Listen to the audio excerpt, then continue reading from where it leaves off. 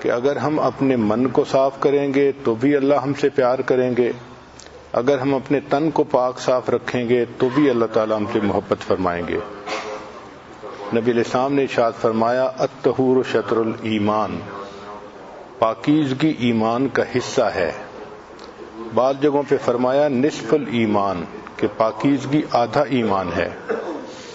چنانچہ عورت کو چاہیے کہ اپنا مزاج ایسا بنائے کہ گندگی سے کمپرومائز نہ کرے۔ اس کا تعلق انسان کے ٹیسٹ سے ہے، اس کے مزاج سے ہے۔ بعض لوگ ایسے ہوتے ہیں، مرد ہوں یا عورتیں، کہ ان کو گندگی کے ساتھ کمپرومائز وہ کر چکے ہوتے ہیں، چنانچہ ان کو گندگی محسوس ہی نہیں ہوتی۔ یہ ایک بہت خطرناک عادت ہے۔ ہمیں اپنی زندگی میں چند چیزوں کو صاف کرنا ہے، ذرا توجہ سے سن لیجئے۔ نمبر 1، اپنی نیتوں کو صاف کرنا ہے۔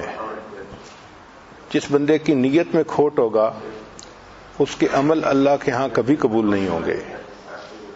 انما الاعمال بالنیات وانما لامرئ ما نوی،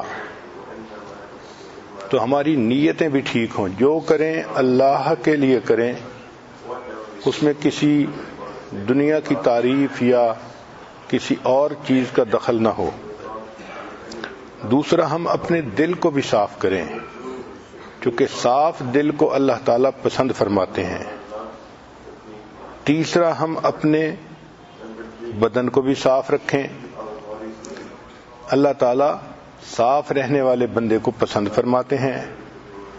اور چوتھا، ہم اپنے کپڑوں کو بھی صاف رکھیں۔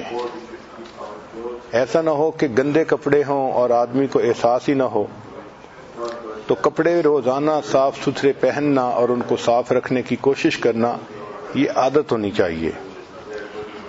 اور پھر اپنے گھر کو بھی صاف رکھیں۔ ہم نے دیکھا ہے کہ کتا ایک جانور ہے، جب بیٹھنے لگتا ہے تو اپنی دم ہلا کے اس جگہ کو صاف کر لیتا ہے۔ تو اگر ایک جانور بیٹھتے ہوئے اس جگہ کو صاف کرتا ہے تو انسان ہے، تو گھر بھی صاف رہنا چاہیے۔